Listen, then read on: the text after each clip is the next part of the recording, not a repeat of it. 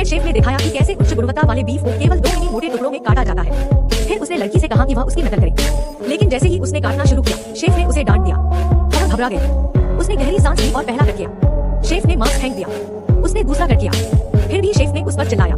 वह लगभग रो पड़ी। उसने कई बार अभ्यास किया और मुश्किल से पास हुई। अगला चरण था स्टर फ्राई, लेकिन जैसे ही उसने मास्क पैन में रखा, शेफ ने पैन उठाकर मास्क फेंक दिया। फिर उसने बार बार पैन फेंका और लड़की को लगातार अपमानित किया। शेफ के कठोर व्यवहार का सामना करते हुए लड़की ने छोड़ने का मन बनाया। वह पहले सड़क पर खाना बनाने वाली थी।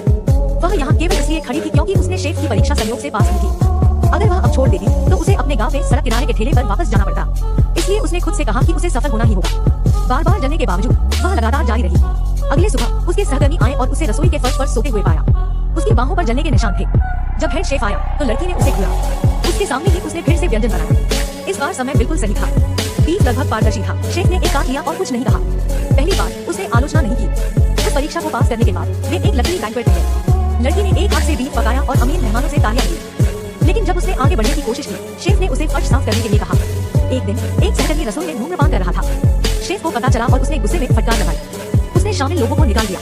कम स्टाफ के साथ लड़की को अंतर खाना बनाने का एक और मौका मिला। लेकिन इस बार मेहमान एक सामान्य परिवार थे। सूप परोसे जाने से ठीक पहले शेफ ने उसका स्वाद लिया और फेंक दिया। इसे दोबारा बनाने का समय नहीं था, इसलिए उसने इंस्टेंट नूडल सीजनिंग से सूप उबाला। आश्चर्यजनक रूप से परिवार ने कोई गलती नहीं देखी। इसके बाद शेफ क्रोधित हो गया। परिवार की छोटी लड़की को समुद्री भोजन से एलर्जी थी, लेकिन उसने सूप में समुद्री भोजन पाया। उसने रसोइये पर चिल्लाया, लेकिन किसी ने यह नहीं सोचा था कि आगे क्या होगा। किसी ने उसे छुरा मार दिया। उसे अस्पताल ले जाया गया। केवल लड़की ही उसे देखने आई। शेफ ने फिर उसे बताया कि असली टॉप शेफ बनने का क्या मतलब है। एक लड़के के रूप में वह अपनी माँ के साथ रहता था, जो एक अमीर परिवार के घर में नौकरानी थी। वह अक्सर मालिकों को कैवियर खाते देखता था। एक दिन उसने जमीन पर गिरा थोड़ा सा चखा। यह घिनौना था। उसी क्षण उसने समझ लिया, अमीर लोग स्वाद के लिए नहीं खाते, बल्कि स्थिति दिखाने के लिए खाते हैं। सालों बाद वह शेफ बन गया। उसने उस विचार का इस्तेमाल अपनी प्रतिष्ठा बनाने के लिए किया। अमीर लोग बार बार उसकी खाना बनाने की तारीफ करते रहे। वह मानता था कि वह सही है। यहाँ तक कि जब उसने महंगे सामान की जगह सस्ते सामग्री का इस्तेमाल किया, तब भी किसी ने उस पर सवाल नहीं उठाया। सालों बाद वह शेफ बन गया।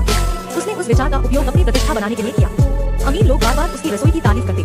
वह विश्वास करता था कि वह सही है। यहाँ तक कि जब उसने महंगे सामान की जगह सस्ते सामान का इस्तेमाल किया, किसी ने उस पर सवाल नहीं उठाया। उदाहरण के लिए एक सामान्य परिवार गहरे कर्ज में डूब गया था। पिता अपनी पत्नी और बेटी के साथ मरने की योजना बना रहे थे। उससे पहले उन्होंने शेफ को अंतिम भोजन बनाने के लिए रखा।